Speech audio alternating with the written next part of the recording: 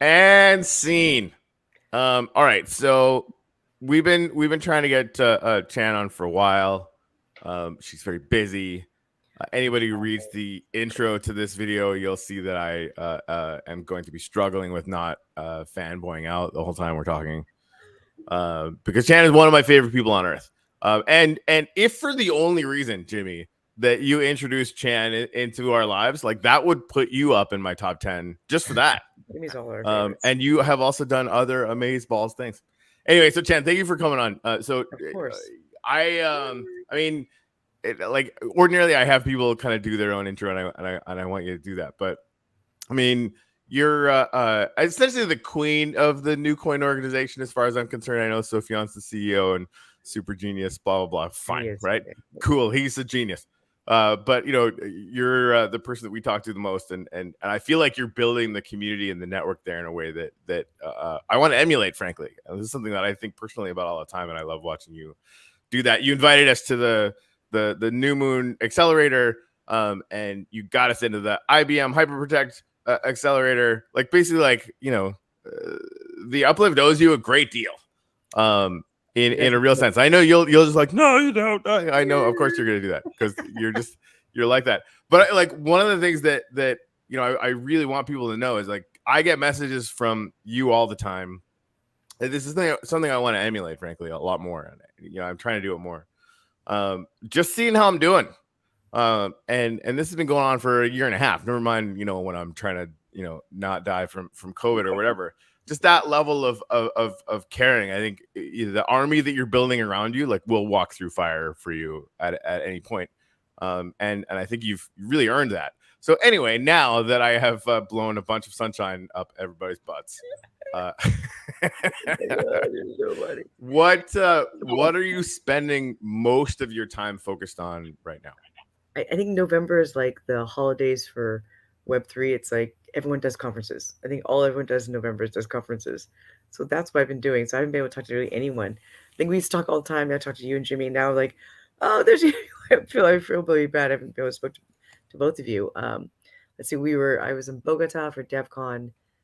Saw a lot of ETH projects. We went to Token 2049 in London. Heading to Miami or Asia in a week after Thanksgiving. Or well, I definitely know that Sophian's heading there, so we might split it. Oh, I know, yeah, but he's like very excited to meet you in person. Oh, so I might meet Sophian, not you. Oh, yeah. I mean, he is rad, but god damn it. But maybe I get Jimmy to meet me in Asia because Jimmy and I have a long-standing understanding that we will meet up in Crete in Hanya. Yeah. I definitely want to meet up in Europe. I'm not in Asia there right now. That's the problem. I know. So it was interesting being at Token 24 and I watched the whole FTX thing happen. I'll say right. Well, and I definitely want to get into that, but like part of the question around like you know asking sort of what you're doing, you know, or what you're focused on the most right now, like, and that like project wise, it's the NewCoin Foundation or the NewCoin the new foundation. Yeah, it's basically just like really reaching out to other layer ones, other really great projects in Web3, and making those partnerships. Either it would be through the accelerator or the fact that we're making the social graph. I'm sure that you and Sophia discussed that.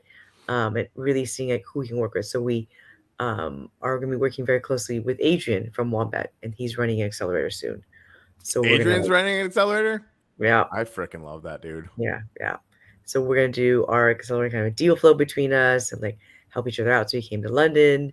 He met Alessia from Epic Games, and she met like Zombie Outbreak Survival as well. So I introduced her to a bunch of different Web3 projects. So they're not really into Web3 Epic Games officially, but they were just curious to see what's out there. So she really met a lot of Web3 builders, and specifically on Wax. She's like, okay, what's Wax? So it was really I love that. That's always the question. Like, wait a minute, what's Wax? And then you find out that it's this whole like teeming ecosystem of Doom. Yeah. So, you know, since we've met, I've got the impression that you could basically be doing whatever the hell you want. What is it about the NewCoin project that you know has you dialed in and focused there instead of anywhere else? I mean, I met Sophia a long time ago. and he had this philosophy and thesis on tribal communities and how people kind of band together by what they wear, what they feel like. They identify with certain things. Like Apple people really band together with by Apple. People who streetwear. I was like, it was interesting philosophy. I was like, oh, I really liked his head where he was going with that, because it lines up with my politics. You know, I've talked about politics, the three of us, and I really felt that blockchain could help democratize the way we approach everything, like banking, creator economy, education.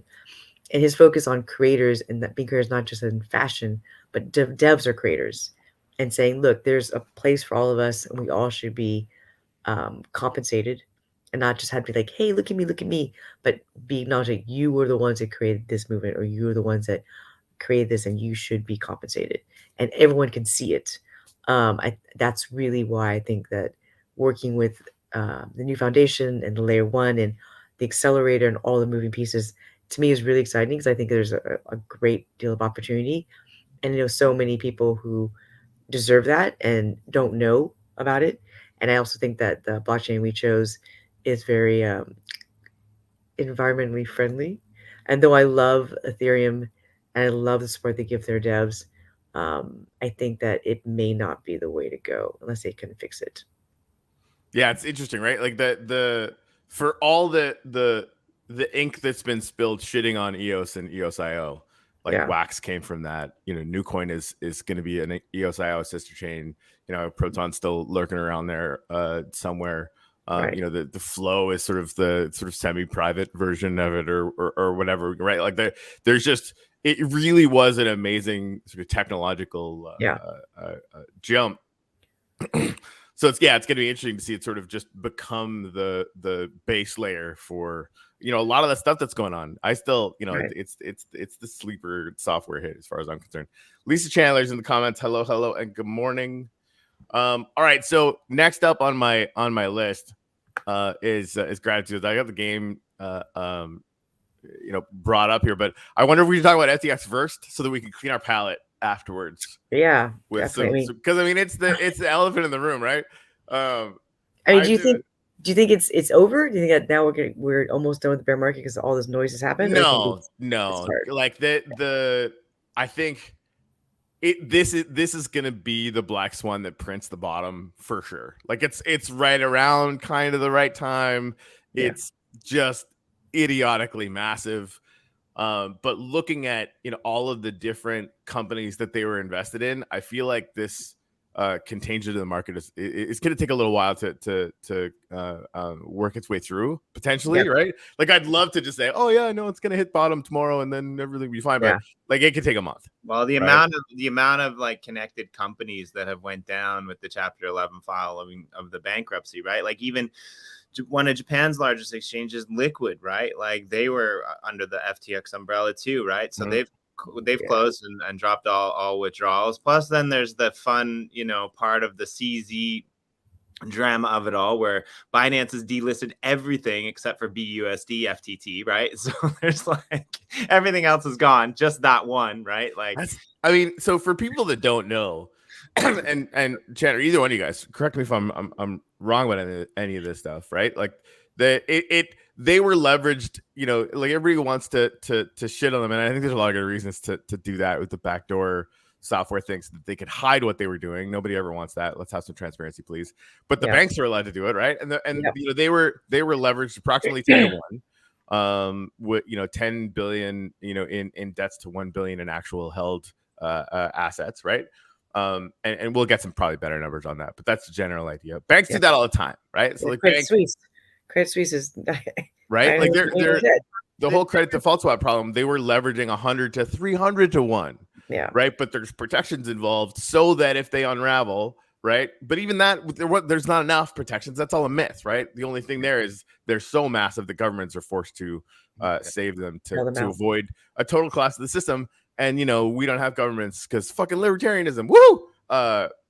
Anyway, so but like you know, that everything they're screaming about FTX being purely villainous is how the normal system works for the most part. Except for the fact that, like, well, kind of, but like, you know, it would have been a lot better if their own token didn't crash to well, this is I was getting to this. I'm taking Yeah. the slow road to Binance throwing the Hulk smash. I mean, they, apparently, right? They start Sam starts talking to U.S. regulators about Binance in a way that's not very nice. Binance holds $2 billion worth of FTT token, right? And so all CZ has to do is go like, yeah, I think we're just gonna let everybody know we're just gonna sell all of our tokens, and they don't have to sell them, right? Because the market goes fucking bananas and everybody sells, and then everyone finds out, oh wait a minute, they don't have enough money for all the withdrawals, and it's a bank run, right? And like before all the protections that got put in place after the Great Depression, yada yada yada, there was a lot more after that. Bank runs would ruin things all the time, right? Like the Wild West of the banking industry is what we're going through right now. So, I mean, that's just it's been a week. It still could happen. Banks still could have a run on it if this depression, recession. Oh, 100%. Like this is why, after the financial crisis in 2008, everyone's paying attention to this now, right? Like this is a thing that can happen. Everything is so interconnected that if people get too leveraged and there's a precipitating event that crushes it, right? That's why I think, and this is kind of sad because they should have just done it anyway, but one of the reasons why when the pandemic started, they were just, wait a minute, why don't we just give people money? Which, like, I'm an advocate for UBI. I think we should be doing that anyway, right? Like, and that's only going to become more intense. And they'll say, oh no, we can't do that. Well, you can, and right. And the second that they were threatened, because they absolutely were, because if the economy crashes, you pop the balloon and everything goes to shit. Then suddenly it was just like an available thing that you could just do. Yeah, I mean it's tricky. I think that I don't think we're at the bottom, but I think once it starts to get very quiet, then we'll know we're almost out of the woods. Yes. Yeah. Yeah. You know what? Actually, I'm gonna pull it up. The Wall Street cheat sheet. Have you guys seen that? Were you affected by it, Jimmy, at all, or no? I mean, I did a small position, but it wasn't too bad. It wasn't near what I had in the Terra, right? Like I was, just because I prefer Binance and FTX seemed like it was a great trading platform, but I'm not really trading these days. So I didn't really have anything other than, a small position to have a position. What I thought was, the most interesting about the whole thing, though, like in comparison to coming off the back of Terra, which was equally, as bad, but this one, going back to this black swan ideology of things, you talk to a lot of older people that have been in the market for a long time, and they either seem to be A, doubling down, or B, being like, yeah, that's it, I'm done, I'm out of crypto. Like, this is the one that's actually taking a lot of OGs out of crypto, because they're like, holy fuck, like, it kind of maybe to what Corey was saying earlier about the protections and things like that, right? Like, we get into this because we believe in libertarianism, we believe in the open transparency, and when all of that goes out the window and it's not there, and the second largest exchange in the world crashes and takes everyone with them, and then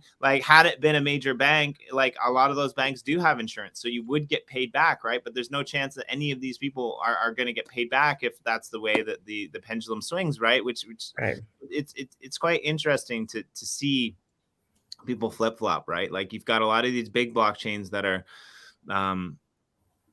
doing power plays in an open way. Like, I think EOS is a really good example, right? Like, EOS does there was another hack last week where I think it was like 200 million in EOS was stolen off of an exchange, but it wasn't an EOS hack. It was like an exchange hack, and the amount of Bitcoin or the amount of Ethereum or the amount of all of these other tokens that were taken was way higher than the EOS. But the EOS Foundation still came out. They were still able to, get the signatures of 15 out of 21 block producers to be able to go in and blacklist these accounts and stop funds from moving, right? And so you can reverse it. That's the thing, right? Like, it's more about community and community intent at that point than trusting the entire universe to an algorithm, right? Which I like trusting, a store of value, like that Bitcoin thing.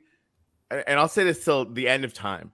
It cracked everyone's minds open to what's possible, right? Suddenly it was possible to have issuance of a currency that we could trust and use that wasn't run by a government. That's like an earth-shattering change.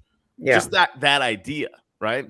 And unfortunately that's kind of where it ends, right? Because there's ways to create that collaboration and mutual belief, which is all currency is anyway, in a way that then can bake in responsible protections, against abuse of the system. Especially considering all these systems are new and that abuse is going to be rampant, right? As people start to test the boundaries of it and stuff. Anyway, so this is a Wall Street cheat sheet. Where would you guys say we are? Ooh. I mean, pre-FTX, I think we were probably in like anxiety or complacency, but like I think FTX took us to the capitulation phase because like unlike the Terra incident, like this rippled across every single Everything, of what's out there in blockchain, right? Like it hit Web 2. Yeah, it's Sequoia.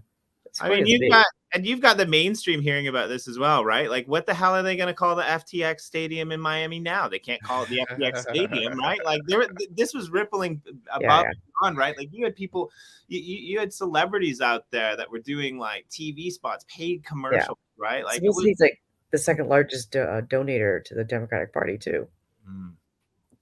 Yeah, that's stuff in there too. Yeah. That's never dull. I mean, it's what are you gonna do? I got nothing. So we got top of the yellow. I'm gonna show you guys the Bitcoin chart here in a minute. I wonder. I don't think everyone's selling yet, but people are definitely pulling their tokens and coins out. Yeah, I think you're right about the capitulation thing, Yeah. Jimmy. Check this out. It's funny too, because it really, especially with crypto charts, it just ends up showing it. Obviously. And Bitcoin, we're sitting around what 20,000 now, which is like almost. I mean, that's like, which was the top of the last run. I mean, yeah. So I mean, I think that's right. We've got the year of doldrums left, right? Yeah. Going through like panic and capitulation. This is the thing, like we've already kind of seen anger, we've seen all that kind of stuff, but it's going to move sideways for like, sideways as far as how we see it. It might edge down, it might edge up, who knows, like local things, wax might do well, there are things that might kind of buck the trend a little bit, but not, potentially dramatically, but yeah, now it's 2 years of work. Then we get back into it. And I always go back to this because like that, all the noise and like, oh my God, it's the end and yada yada yada. Like, I've been here before. It was the end. It was the end before too. It's always been the end, right? Like, it's a new industry. It's all new, so it's like it's still being built. People are testing it. People leave, they'll come back. And the FTX went too fast, and then that's when you go. It's too fast, too successful. It's hitting Web 2. That in Web 1. In fact, there was a stadium. That's not even internet. You just go, okay, there's something here that's wrong. Yeah. It's definitely definitely public. Right. Well, it's interesting too, right? Because like the stuff that nobody sees, like what you guys are doing with NewCoin and the idea that you can build an entire blockchain for creators and that sort of trendsetters are going to be able to tokenize. Like I've very often thought about like tokenized communities as a thing that people can do, and a lot of people have talked about it. You guys are building that in. So the time the next bull market is coming around, an ownable play to earn metaverse is going to be a lot more sort of mature than it was when we just first came up with the idea, right? The idea around tokenized communities that are backed with like infrastructure layer DeFi, and just I know it's going to be done really responsibly, just because I know you guys. Like this is you guys are going to be designing a system that's designed to build the future, not to make gazillions of dollars and then run off like whatever fucking weird ass nerd harem Sam had going on. Exactly. And also it's about education, so we have like 2 years to really get the education in, get people like ready and to like know what to do. Like people still don't know what a key is. Like, what do you mean FTX? I can't withdraw. Like they don't understand like the impact of it. Yeah. Unfortunately, when I saw everyone flipping up their phones, they're like, "Oh my God, this is going down. Should I buy it? Is it going down low enough?" I mean, that's when you're like, okay, yeah. Well, yeah, it's when all the people that are in it to make 90-day money are gone. Right. And I feel like, especially around like wax, I feel like we're kind of there. Yeah. Sort of. Considering the price of wax, yes. Right. Like, yeah, there's not really that much farther to go. Right. Like it'd be weird if it went down to 3 cents again. But I'd be definitely like, selling a kidney to buy more if it did. All right. So now that we've talked about all the hard shit, Lisa, I think it was Lisa Chandler's in the comments, and actually, I'm just gonna show you guys a few of these things. You know what? They're not super contextual right now. Sorry, Lisa, I should have been on the gun a little bit more. Anyway, so she's grateful for health. I'm gonna throw that in there. You guys can think about what you guys are grateful for while I'm doing this. I let Jimmy go first.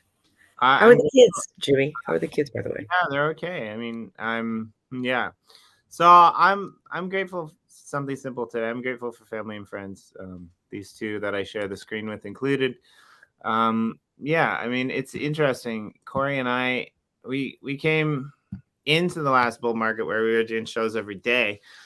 Before that, we were just doing it once a week. It's nice to touch base a couple of times a week, but it's also nice to have some downtime, right? Like as the projects are building, as the people are, cleaning the shrapnel out of their wounds. I think it's quite an interesting time to be in crypto, right? And you have people who are still building, who are still doing things quietly behind the scenes, who aren't hyping shit, and that's exciting, right? Like I know a lot of projects, especially in the EOS ecosystem, but in other ecosystems as well. Yeah. They've used this quiet time to continue to build, to continue to release, to continue to speculate. Some of the biggest projects, like Other Deed for Other Side is a good example, right? Like they're connected to the BAYC. There was all the BAYC FUD, but they're still trucking along. They're still building things. I mean, I'm kind of sad about the Solana ecosystem because it seems to be doing well, and then they run out of gas every so often because that's Solana. Like, do they ever get off the ground? Well, I think they were heavily invested in FTT too. Yeah, they got. FTT was like, I think FTT was backing them somehow. Oh, not anymore. Yeah, he put a lot of their project. He put a lot of his projects on Solana. That's why they got crushed. Oh, man. Yeah, that's why I'm thinking that like this is gonna take a little while to work itself through the system for sure. It's nice to hang out with like friends and talk to people who actually still believe in the potential of the industry as opposed to just trying to sell shit, which is kind of nice about the bear market, right? Like and it's interesting too, right? We get back into the philosophical discussions of it's and this is a conversation we've had at the Uplift a bunch, right? Like if it doesn't need to be on the blockchain, don't put it on the blockchain, right? Yes. I know there's a lot of people that think differently, and I love that they're testing those theories out because there's we're gonna learn things running both tracks, but I go back to the simple idea that without the wax blockchain or without blockchains and NFTs, having a video game strata where you can own land would be, and then have an instantaneous marketplace to go and sell it, if you want to, like to have that simple idea wouldn't happen, right? Like or it would be much less likely. Yeah. And that to me, like I just keep going back to those simple things. I remember my buddy Greg, who's a bit of a Luddite as far as it goes. He's definitely not into, economics. He's a freaking hippie or whatever. The first time he sold an NFT, he lost his goddamn mind, right? Like I basically walked him through it and I gave him an NFT and I said, okay, I showed him how to put it on the market or whatever. And like behind the scenes, I just bought it. He's like, wait a minute, why do I have all this wax? And it was like $5 or something. But he lost his shit. Like he lost his mind. And that really is like it's a fundamental change of how we do things. The whole idea that you can tokenize a community and have that be meaningfully and economically connected to an entire ecosystem where a whole bunch of other communities have done the same thing. Like this shit is going to change the world. And it might not happen overnight, but like none of this stuff ever does, right? Like people that invest in the internet, some of them made money in, a few months, but the people that stuck around for a decade were set for life. And then so. Yeah, the good things take time to build. It's true. Yes. All right. So, Chan, what are you grateful for? I am grateful for builders.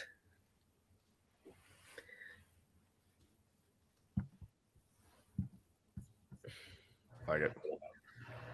Which obviously the two of you are very good at building, whether that be networks or people or communities. Well, So- don't tell anyone, but there's a lot of better builders on the team than me and Corey.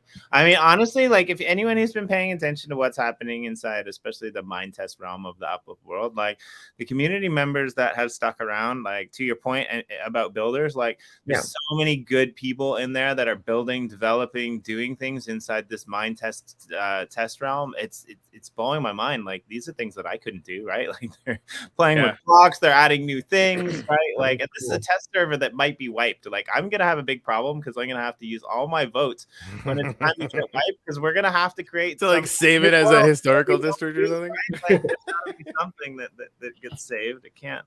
It's amazing. Yeah, you might be right. Even if we like held the center of a map and just cut them in or something, we'll figure something out. I totally agree. Like losing history is lame. But yeah, Chan, like so we've got like battle robots now where you can go in, you can spend some upliftium, and it gives you this battle robot with a bunch of different stats, and they all were the same last week. And now on these random stats, it'll actually generate a random robot of sizes, and they like lumber around this ring and attack each other. It's absolutely hilarious. But of course, you'll end up being able to crystallize these things out as NFTs, and like this is just like a little mini game that we're starting to. Oh, that's fun. Think about embedding these things in the Uplift, and yeah, it's gonna be awesome. Gary's been crushing that. It's not so far off the idea that you had that one time, Chan, about how to implement like a children's game into the whole metaverse platform, right? We couldn't figure out how to do it over there, and like it's way more possible to be able to do it here, I think, with the open sourceness of the whole platform. Oh, that's cool. That's really good here. Sunset. I'm also like the community in the Uplift. I'm also grateful to them too, because there's a lot of people. We've got some new people that are starting to like post their photos and videos, and people who are starting to trickle in and asking questions like they don't even know what the Uplift is, which is exciting, right? When you get people wandering into the Discord saying, "Hey, what is this project? What's happening here? Is this a game? What is it?" Then that's when you're doing something right? Yeah. Like, attracting people. Are you guys going to do your holiday show and the end of the year show again? I think we should. I mean, yeah. Now that you mention it, why wouldn't we do that? You should, and like maybe highlight some of the stuff that you have been building. That'd be cool. Let's do it. I'm in. All right. We don't hang out near enough. I Corey, you seem like you're feeling better. I'm grateful for that. It does seem. Yeah. Yeah, so Michelle made me see another doctor virtually last night. Because I tried to do some VR boxing and basically passed out. Which is fun. It's been amazing. And really, like it's not like there's a lot of phlegm in my lungs with the cough that's sticking around. Like it's just there's just a lot of inflammation left, right? And so I'm just not getting enough oxygen, and it's a fun fucking thing. Anyway, so now I have an inhaler and I got these cough drop things that I didn't have before, and so I had that since last night, and so far, this morning it's been not terrible. Good. So you tried red light therapy? There's little red lights. No, rise up. Try that. Okay, Not expensive. Let's get some red lights. Yeah. All right. Cool. Very handy. All right, so this question's been actually really fun the number of times that I've asked it. So, the top of the next bull run, somewhere between 2 and 3 years from now, right? Maybe a little over 3 years, blah, blah, blah. Fine, right? So, what I want to know is, what are you most excited for the window after that, right? Whether it's in, Web3 or just something that you see coming around the bend. In a window of like 3 to 5 or 6 years from now, what's a thing that you can see as being a thing that we're all going to end up talking about? You're super excited about it, but we might not really have it on our radar right now. I would say like what Dune is doing is very interesting. Who? Dune. They gather all the data, they aggregate the data on the blockchain, saying here's all the stats, like here's what's happening, who's what's building. Okay. I think that those kind of projects are interesting, like a social graph, and saying I go here, I can look up stuff, I can see everything and touch my finger. I don't know who this is. You should look up Dune, and then SoFound wants to do open our graph, and we've been building for 6 months, like a social graph. And you say, okay, what's happening here Yeah. in creator land, and you pull up something that looks pretty, and you go, okay, it's kind of like what Google is now to Web 2 is what blockchain will have in like 5 years. That's so like contextual search for blockchain and all the projects and Yeah, all the communities. projects, and saying, okay, now here's my gaming information, here's all that stuff. So we talked about it with Adrian, because he's got all the game DeFi. Yeah. You game each creator saying, okay, if I'm a creator and I want to drop like clothes in this game, and you go look up, how would you do that? And so you do a search and saying, I'm making this dress, dropping a dress for RPG, blah, blah, blah. And you would just know what to do and see the trends and see all the information. Huh. Layer that with AI Yeah. and blockchain, and it's all decentralized. Then you go, okay, it takes Facebook, Instagram, all that stuff out of the game, and gets people to build really interesting dApps. Man. Yeah, the next decade's going to be really messed up. Yeah. I think that kind of data, aggregation is going to be very interesting to see how that works. I agree. Yeah, leaderboards. Lisa Chandler just commented. That's the whole thing. So Dune, just like DUNE Dune, or I mean, just look up Dune. Their story is insane. It's two young kids who everyone told them what they wanted to do, and everyone laughed at them. They couldn't get any VC to talk to them, and they kept building and building and building. And now, like any Web3 project, how the fuck did they get Dune.com? Yeah, isn't that crazy? Jesus Christ. And now they have VCs Right. coming in. A VC came and gave them a term sheet. Like, we did the math for you. We did this for you. The story is incredible. They're quite That's young, but it's interesting. Yeah. DEX trading volume is about what you'd expect. A little tick up, though. There you go. Granted, it's probably because everyone's leaving FTT, but that's fine. Exactly. Yeah. So I think it's all of that kind of stuff. I think it'll be interesting to see where the DAO lands if it's rebranded. Because obviously governance is key, and FTX doesn't have any. So I think when we are building, as we have a couple of years to do it, how do we leverage this what we call governance and make it easy? Yeah. Because everyone in principle understands that we need it, even Web 1, Web 2. But I think you can't be too esoteric. Yeah. I mean, we've definitely been learning a lot. Running through the DAO the way that we have it, just sort of learning by doing, right? It's trying to, work on it together, which I think has been working really well. But yeah, I think it was Nishant that I was talking to that's working on, the dashboard for DAOs and the platform to kind of really ease people into it. And that's when I was talking to Max and Lisa actually too from Crown when they were doing DAO advocacy, 2-3 years ago, whatever it was. Yeah. And the only thing I want to do is like, cool, I want to play with it because I'm not going to really get it until I play with it. Right. And there was, unless you had, a freaking PhD, like I just couldn't find an easy way to build one that is like easy because I'm an idiot, right? Like I'm like a no coder. So like, I needed to figure that out. And, Nishant's building that. Obviously Snapshot, is really good. Wax DAO.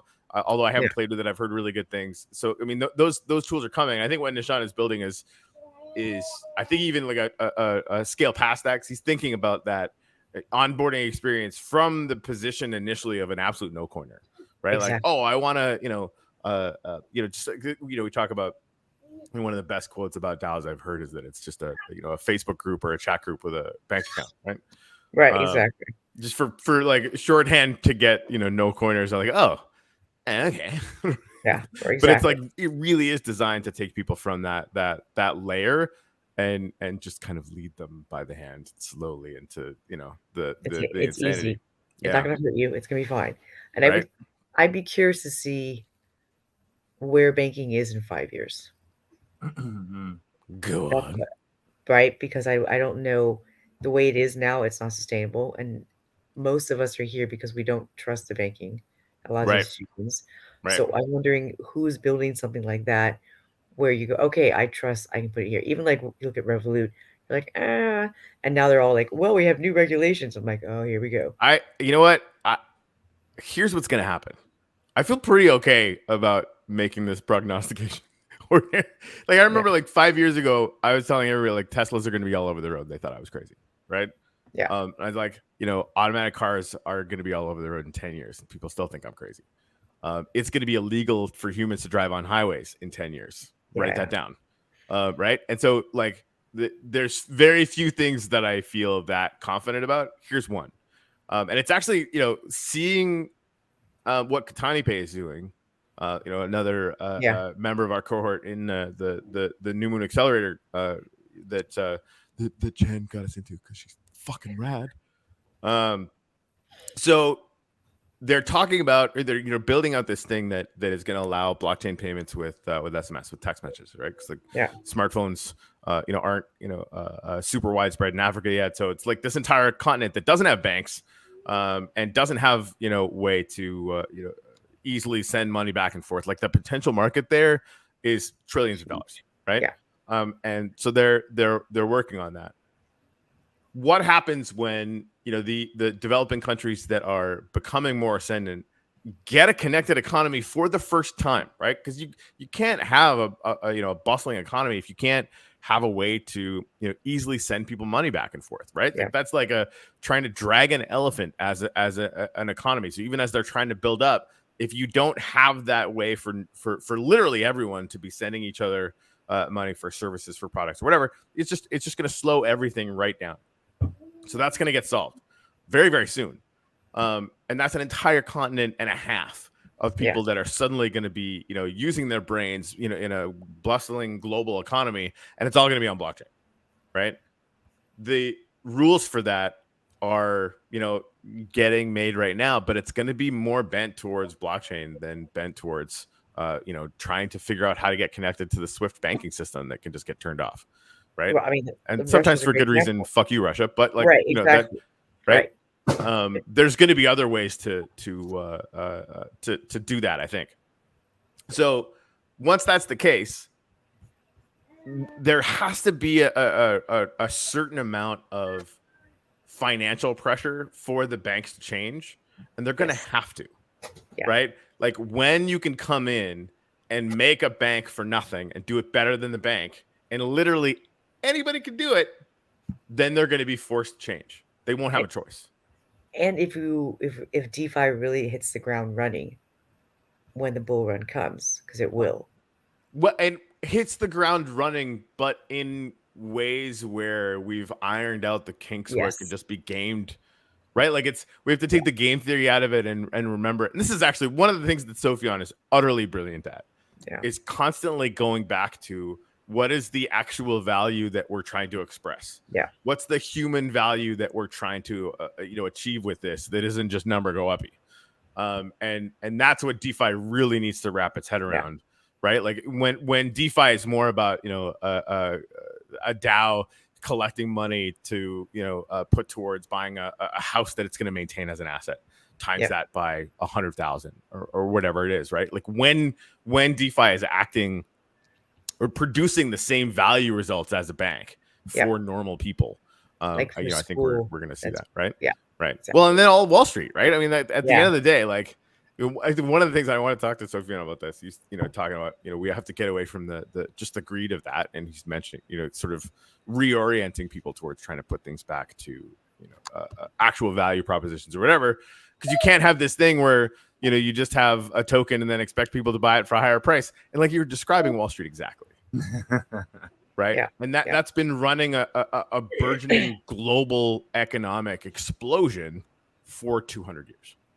So you can, and we should, only we should just do it better and make sure that nobody is left out, which is basically what Wall Street has been exceptional at. And I think that's another thing that blockchain's I'm a little bit, I like your thoughts on that. I think personally though, I think 10 years is a little bit too fast for this whole banking revolution in blockchain, for the simple reason that the one big problem that exists in blockchain that doesn't exist in the real world, ironically enough, is accountability. If someone does something massively fucked up in the real world, they go to jail, right?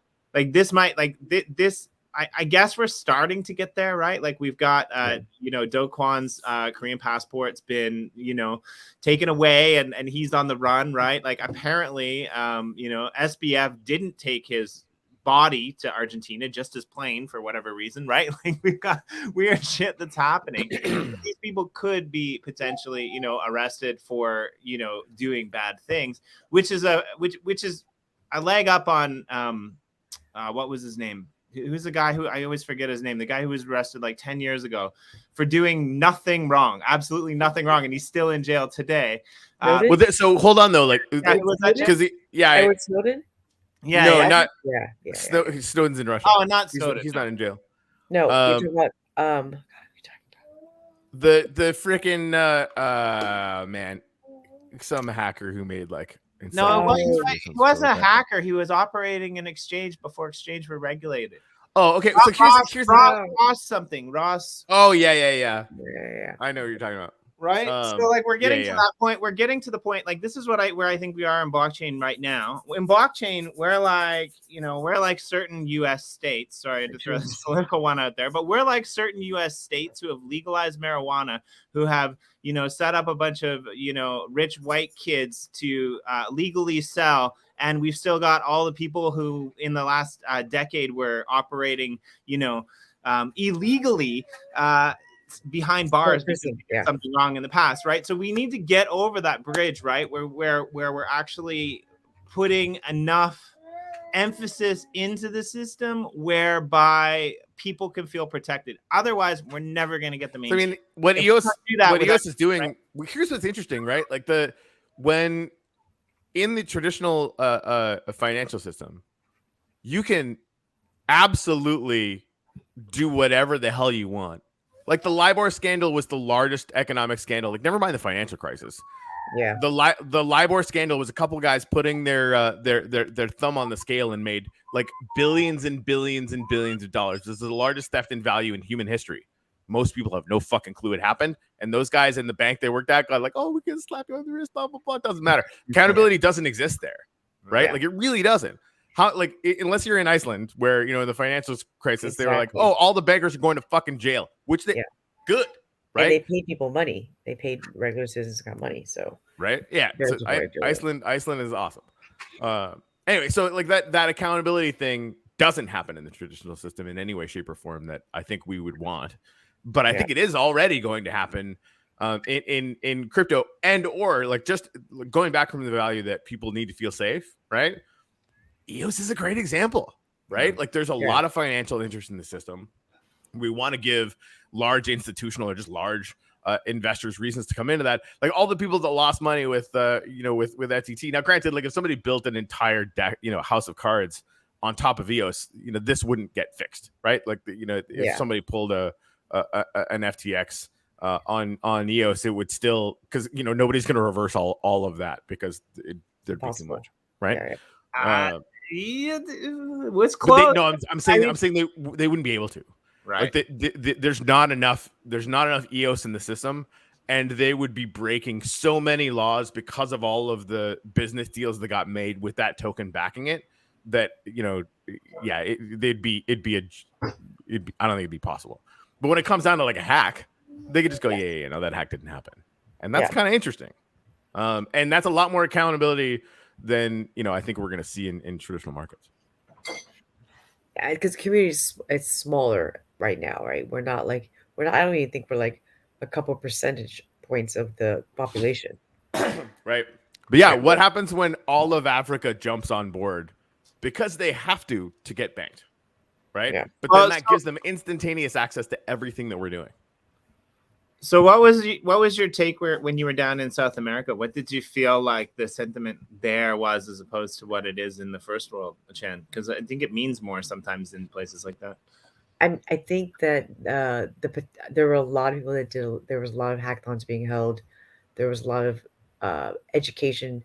The Ethereum Foundation did a really good job of putting on a number of workshops for people who didn't know about Web3 and how to build.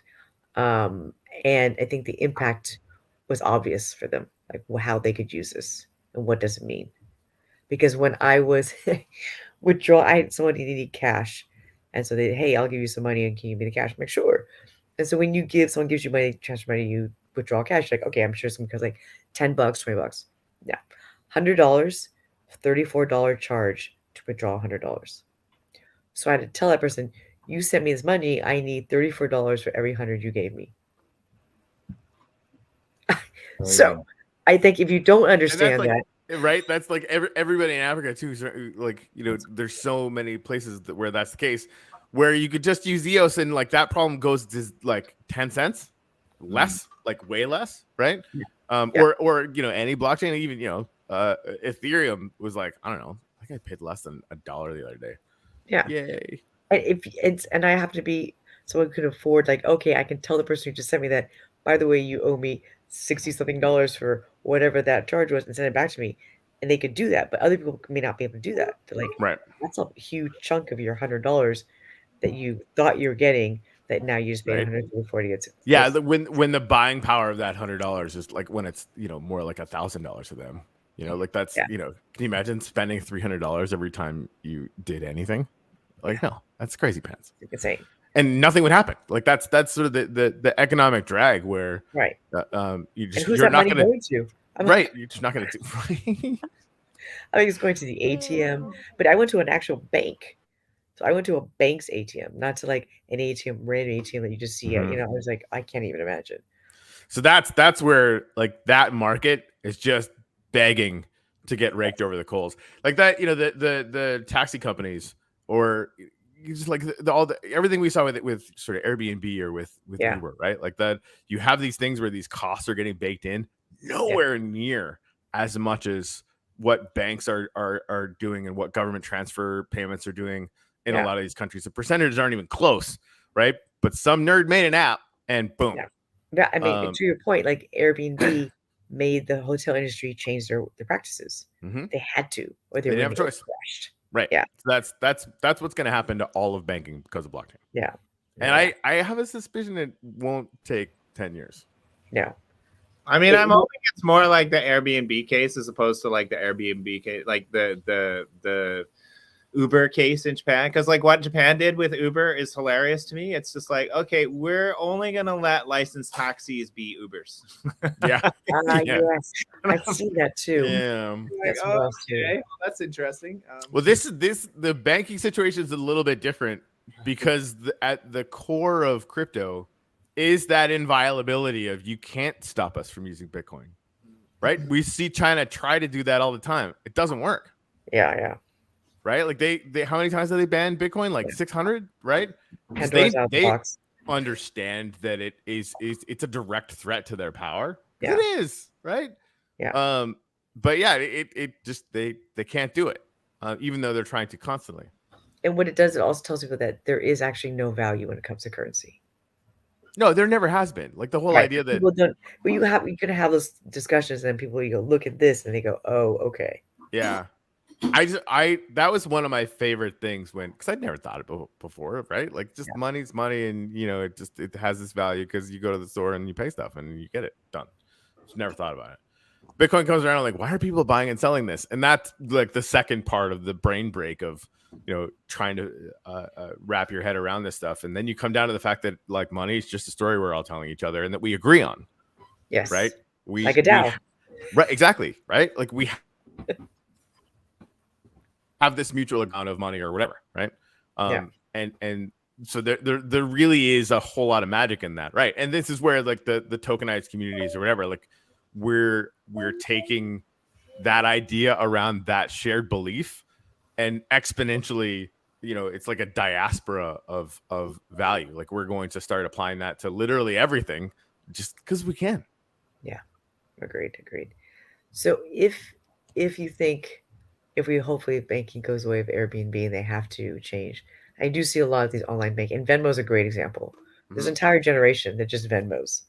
Yeah. And they have kind of a blockchain because they tell exactly what they gave and what they owed. So that practice and thinking is kind of already there.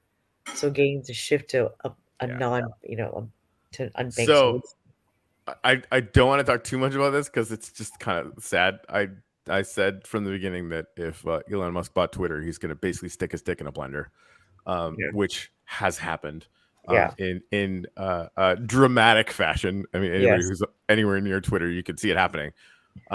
However, I've watched this guy for a long time, and he's already talking about turning it into like Payments, right? So basically looking at Tencent, which is a huge app in Asia, social media, payments, games, the whole 9 yards, right? Amazon, it's kind of wrapped up all these things where the social network is. Betting against Elon Musk has always been ludicrous. He was the guy that crashed dozens of rockets before he started landing them on their butts like nobody else has ever done, and now everyone else is having to do to be even remotely relevant. So I think that's where Twitter's going to end up going, right? You attach that to Starlink, he's got his own global fucking internet now. They're putting hundreds of satellites up every couple of weeks, and that I think is going to be really interesting. And I think it'll be. It's around that social network as the initial layer, right? Yes. Which I think is interesting and kind of part of what we're doing from our little ground level perspective. Yeah, and Binance being an investor in Twitter is no accident, right? That's that's a thing. I mean, until they decide to sell, and they're like FTX. You thought this was bad? Boom. Oh, Jimmy, let's talk price of admission right there. I have a question. I want to know. I want to know Jan's idea on this because I think this is great. Right now, I had a great question with Sean over at the Meta Collect on a show we did last week, and one of the Hmong people over on the show, they were really excited. The main Hmong kind of community leader. He was super excited because he got verified. And another friend of ours, Corey, Adam Carswell, he was like, oh my God, congratulations, you got verified on Twitter. However, now Twitter verifications have become basically like a $6 or $8 pay. I think they already had to stop that, hey? It's $8 a month. I think they had to rescind that because obviously. Did you see the one where I think it's like Eli Lilly or something, like the big pharmaceutical company? Somebody spoofed their account because it's like an $8 to do or whatever, and said insulin's free now, and their stock tanked by billions of dollars. Right, and like they deserve it because I mean insulin should be free now, but it's like it's just like that story has repeated itself in comedic fashion like thousands of times now. Did Elon Musk did the same thing and started like supporting Democratic candidates? That's right. Like, well, and here's, and it's actually around the accountability thing too. There's a lot of projects, even the IBM. There seems like there's tons of projects that are working on digital identity, and I think that's what our billionaire buddy just didn't. He was gonna get humbled by this from the jump. Right. You can be a free speech maximalist all you want until you actually start running a community and find out that free speech maximalism just means the Nazis are the only ones talking. It fucking sucks. You're going to stop it. Right. It doesn't exist. Right. You absolutely have to. And to, run headlong. And I get the whole idea that you want to break things, but you definitely didn't think this through at all. Where, people had to work for those blue checks. They were scarce. And they were scarce around proven identity. And so like that proven identity bit of it, I think within the next 18 months, they'll probably re-release something like this. And it's going to have a really, really strict identity function to it. And now I think on the flip side to that, when you start doing a payment system, and then, right? Like identity might get baked financially into the system as well. Yeah. And I think that might end up being really good. And he's going to need blockchain. You have to verify someone's credentials. You're going to need blockchain. There's no way around that. Well, I mean, you can definitely do it in Web 2. Tons of people have done it. It'll be far more elegant if they use blockchain. Yes. Than people will trust if they don't. More because so this is interesting to me because Sean's like, no, Kenny, don't do it. Don't pay for the verification because it's not cool to pay for the verification anymore, which I thought was hilarious.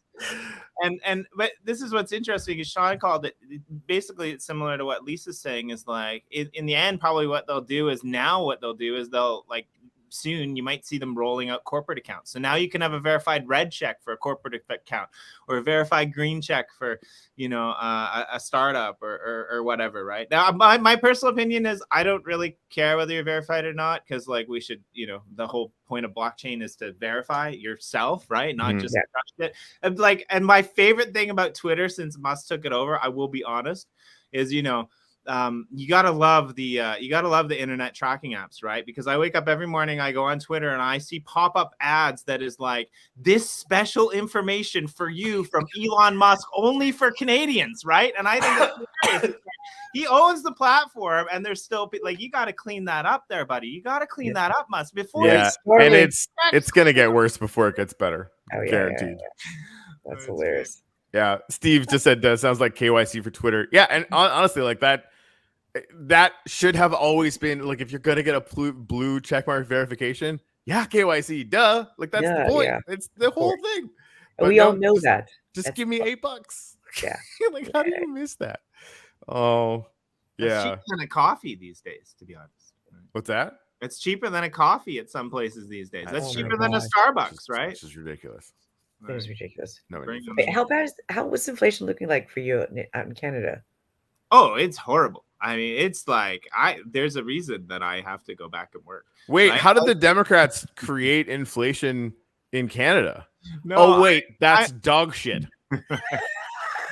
No, I mean, it's bad. So I did a really interesting, so I you'll appreciate this one, Chan. I did a search the other day to see like the top countries to beat inflation. The only first world country that was on the list was Japan. Everything else was in Africa or South America or Central America, right? Because like, I mean, really, they're not able to really participate, a lot of these countries, in the global market, so it doesn't matter. The interesting thing about Japan is like the international, currency on the international market, like it tanked, but that was the buffer inside the country to battle inflation, right? Like land prices haven't gone through the roof, like they probably never will, because it's an aging population. The price of bread, the price of milk's gone up a little bit, but like less than what it did in Canada or in the US when the whole Ukraine thing started, right? Like I know you guys got hit in Europe a little bit more, but like it's insane the amount of, like, I guess if you're working here over the course of the last 20 years, it doesn't make a difference. But if you're not and you're out of that market, so all I can think of is going back to what Corey was saying earlier about Africa or about South America, right? Like these are the countries that open, honest blockchain ability to connect with the outside world is going to come in, right? Like you can't compete with Target buying your craft goods from a market in Africa and then doing a 5,000% markup and then selling them over here, right? There's no possible way you can compete against that, right? Like, do you think that the people are taking advantage of it? Because let me ask that question, because I was quite shocked that the price of oil would be affected in the United States, considering that I'm pretty damn sure that Russia and the United States have never had an oil agreement ever. So I was like, why does that even touch the United States at the beginning? Not now, it's maybe a little different. Like, why did that? The price gouging, I mean, what do you think? I mean, how many people or companies are taking advantage of, okay, it's inflation, let me just they track this. 58% of inflation in the United States is going to corporate profits. Right. So like, now we don't want to have a managed economy, okay, right? But price gouging is also illegal. But apparently not if you do it at scale. Yeah. So let me say that again. 58% of inflation, all inflation, that is happening globally, right? That like it isn't caused locally in any way, shape, or form. No. Anyone with fucking Google could figure that out. But that ad you saw from Marco Rubio, while he's also saying the biggest problem is that Democrats want to turn your boys into girls because people are fucking retarded in the United States. Like he actually said that, and the Republicans are like, "Yep, that must be true," right? Like I'm not saying Republicans are dumb. Just kidding. Yes, I am. Or rich. There's only two types. Sorry, don't. This is why I don't talk about politics anymore. No, like it's interesting because like it's the same thing in Canada, right? Like we've got. Oh man. I mean, like we're coming out. What I like to call is the strong owner guy, right? Like the Ontario Premier basically just strongly advised everyone to please wear masks, right? Because they know you can't put the genie back in the bottle, right? They know if they come out and they have a mandate to wear masks anywhere in North America and probably half of Europe, like people are going to lose their shit after this long, right? But they're strongly recommending that people wear masks. Yet the healthcare system is like crumbling, like my nephew, they were at the hospital 8 hours the other day with an ear infection, right? Just waiting for an ear. Like they said, it was like an army war zone, right? Like kids running around screaming. It's like, like they don't have enough workers. They don't have any of this stuff. And like, basically they're refusing to cut they're refusing to cut funds that are going into businesses, like corporations, in order to prop up the health and education system. In Canada, that's crazy. That's like the English deciding to leave the EU. Like who would ever imagine something crazy like that happening? I mean, that doesn't make sense, right? Like it's really bad. Like it's really bad. Europe might be poised to beat it. Like certain areas in the States might be poised to beat it. I mean, maybe in Canada too, right? Like I know Alberta, like they're less taxable. They've still got the gas fields there. I'm not really sure at what point we get to where that can be competitive, right? Like I think it's pre-fracking, which is nice, but it's still like, yeah, you're not going to be able to keep up, right? Like you can't outpace inflation if you're retired. And if you can't outpace inflation if you're retired and you're collecting money that you paid in your whole life, your economy is screwed. I mean, it's been like that for 20, 30, 40 years probably, but never this bad. Here's the thing. None of this is new, right? Yeah. Like it was precipitated because of COVID and supply chains breaking down and there's a lot of factors that went into it, right? And yes, some of it was because we had to give people money so that everything wouldn't crumble, right? It's so hard for people to see the counterfactual of if these governments did not provide money instantaneously while also telling us all we had to stay in our house because they had to, right? It'd be much worse. It'd be like 100 times worse. Yeah. Like it would make the Great Depression look like a fucking joke, right? So like the zombies would be real. Right? Nobody wants that. Yeah. But yeah, I mean, like in the 70s and 80s, we had inflation that was this bad, and it didn't last, right? Like these things are solvable. They'll work themselves, out in the system, and things will get back on track, right? Like this is not like an inevitable thing. Be the first to recover, like always. Maybe. I think so. We'll see. Like and again, at the risk of becoming political, what the Biden administration has done. If you actually, again, I know it's tough sometimes to use Google instead of just looking at stupid ads, but what they've actually accomplished is insane for the first 2 years. It's like better than what Obama managed to produce. As far as trying to actually change things on the ground economically for the country, they've done an amazing job. We're probably not going to win the House, so that's done, right? Because there isn't a single solitary chance. Anytime you ask a Republican what their plan is to solve for inflation, it's like Biden's laptop. Like, fuck you, right? They have no idea. They really have no plan. They're not going to do anything. No, like, I will pay taxes. You're like, what does that mean? Yeah, great. Yeah, it's just not going to happen. They're not. They won't even pass a bill, anything, to try and change things substantially. That isn't just give Bezos a tax break like that. Yeah. Who also said, please, take care of your money. Don't buy anything big. He just made that announcement. Did you see that? No. Bezos like, don't buy anything big. I tell every consumer. This is Amazon. Don't buy a TV. Don't buy a computer. Well, because I mean that he's correctly deducing that the economic pressure to start driving prices down is corporations losing money. Yeah. Right. Like if you that's the corporate profits thing, right? Like if it drops, then they'll become very efficient again very, very quickly, or their competition will. And so it'll be a race to get back to efficiency, which, it probably won't even take that long. Did you see that? Like, it's weird that I brought up Jeff Bezos that way, but he gave $100 million to freaking what's her face? Islands in the Stream. God damn it, she's so amazing. I'm so sorry I forget her name right now. Politician? Country singer. Dolly Parton? Yeah. He gave her $100 million because, like, I don't know, like, and I didn't know this until this year, but like Dolly Parton's been just doing amazing, fucking fantastic things. Yeah.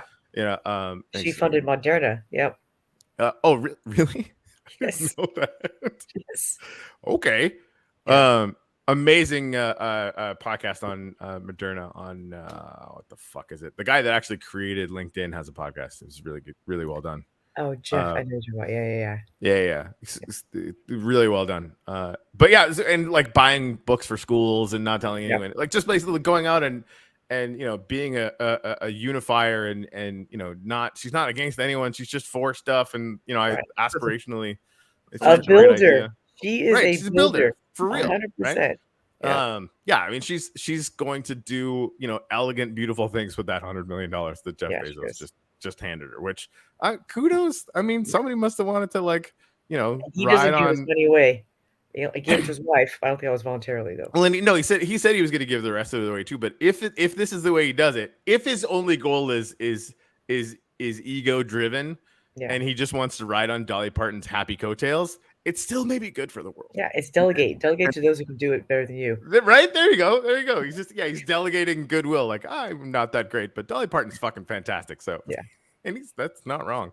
I trust her. And Me too. In answer to your question too, like I like being in Canada, and I think that there's a lot of good that can come out of it. There's a lot of people who are trying to make a difference like that for sure. But like, I don't know, man. I can see myself within the next decade being back in Asia, not necessarily in Japan, but somewhere like Malaysia, somewhere like Thailand. I think that's where the next big crunch is going to come. Those are the people who are trading themselves to be the next level, you know, technologists of the world when it comes to like IT and things like that. And Philippines. And there's money flowing in without that much flowing out, and they're big on blockchain, they're big on Web3, they're big on like a lot of this integrative transparency stuff where we're not so much, right? Like, I mean, don't get me wrong, India, right, the leaders in the industry, and I'd love to go like, you know, to somewhere like Portugal or somewhere like Spain. That would be great, but I don't know if I trust the ability to make a living there, right? Like that's dwindling. Maybe Portugal, maybe. Sorry? Maybe Portugal because of the no tax. Yeah. The crypto part. But and those cultures already have a sense of community. I guess she's going to Portugal. She got really excited about that. Portugal. I don't know. We'll see. I did want to bring up something. We had talked about it before we jumped live. Was if you had seen someone took an AI as an algorithm and put Joe Rogan interviewing Steve Jobs, and obviously it was not. Did you see that? No. Yeah, but I'd heard about it. Yeah. And it's funny. I was up in the middle of the night a couple nights ago thinking about, you know, because we're gonna have access to IBM's Watson, and they basically have a language engine that, you know, is moving in the direction of GPT-3. Robert Scoble was talking about GPT-4, and he's seen it and tested it, and he said, like, social media is dead. We're just going to end up talking to these things. It's now like that good. And there's people that are talking about using it to help brainstorm, you know, different projects or whatever, right? Yeah. So I started thinking, like, you know, because we want to add in AI NPC characters, ownable AI NPC characters into the Uplift, into the metaverse, right? And so part of that is like, can we name it? Can we give it different attributes, like basically just different tendencies? And you know, I know it's only a matter of time if that's not possible already for us to be able to do that. But then I started thinking, like, could you pre-bake it with biases? And if you could pre-bake it with biases, you're basically just tweaking the search engine that it's going to be running to be doing all this. What if I wanted it to have perfect knowledge of everything that Tim Ferriss has ever said? And everything that like basically just pick 5 to 10 of the people that you want to emulate the most, run that through the engine, and then that's who you go to for advice constantly. Yeah. Right. And it's just language generated. Like, hey, like, I want to help doing this. Right. And it's just right. Like that. You're going to be able to bake your own gurus and design them. And that's coming really fast. And honestly, like, I might build it because it's driving me nuts that it doesn't exist. And honestly, like, I think we're going to be able to, which is insane. That's insane that I can even say that and not be full of shit. Yeah. It makes our kids a lot smarter, though. Everybody. Yeah. Right. This is, you know, every time somebody would like, you know, bring up the Terminator when, you know, I start talking about AI, which I've been doing for half a decade now. It's been real frustrating. But I keep going back to, you know, we are the only human generation that is going to train artificial intelligence. Once we're done, it's done forever. It's going to be smarter than us, and that's it. Right. Right.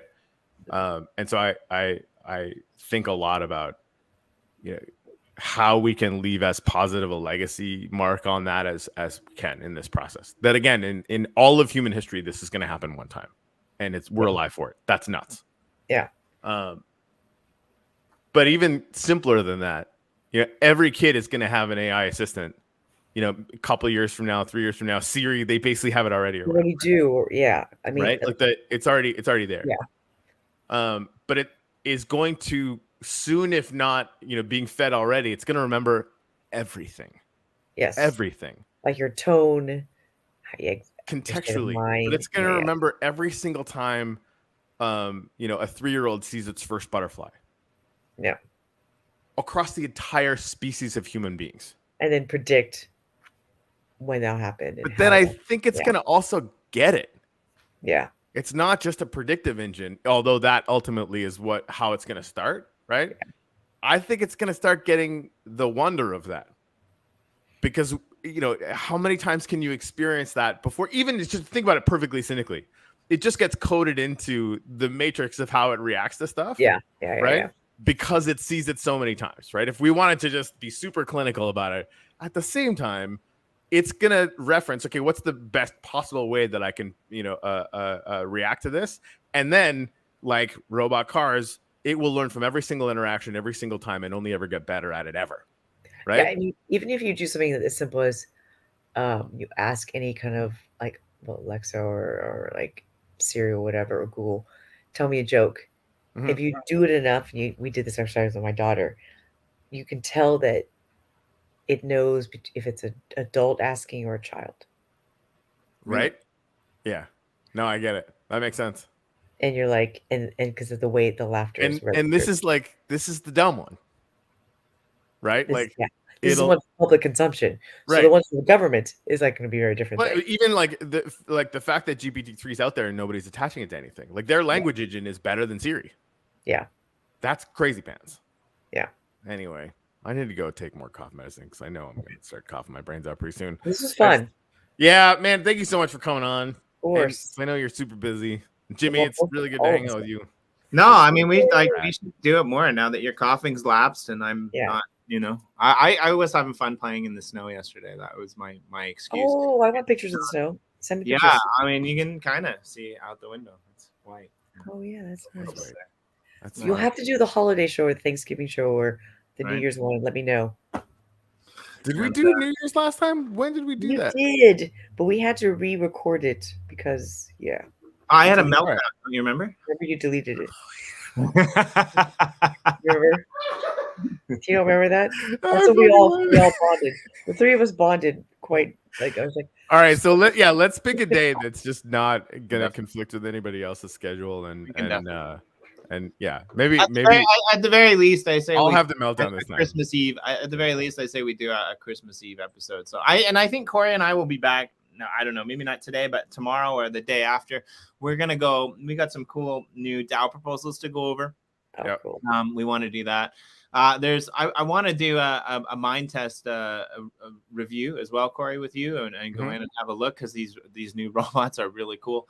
Yeah. So we've got some cool things coming, and then also there's like Pomelo seasons 4 is coming up.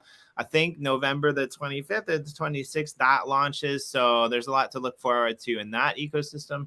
Plus, we don't really know what's going on with the newly released EOS yet, but hopefully we'll have Yvonne, we're already in contact, get him on the show to talk about it. And Chan, if you're around, please come join us with Eve. I think that would be great. That'd be awesome. Have you both on the call as well. So yeah, definitely very cool. I mean, I'm talking to Adrian from Wombat too. I didn't know that you guys were starting to you're thinking about doing an accelerator together. Like that's like, yeah. I mean, Adrian's been one of the most helpful people in me, for me in blockchain from the beginning. Yeah. And it's just getting to hang out with him in New York and drinking an idiotic amount of wine was great. He's just a really fun dude. Like I can't wait to hang out with him again. And really humble, really fun, and so really is, and real fucking good at what he does. Really good at what he does. Yeah. Yeah.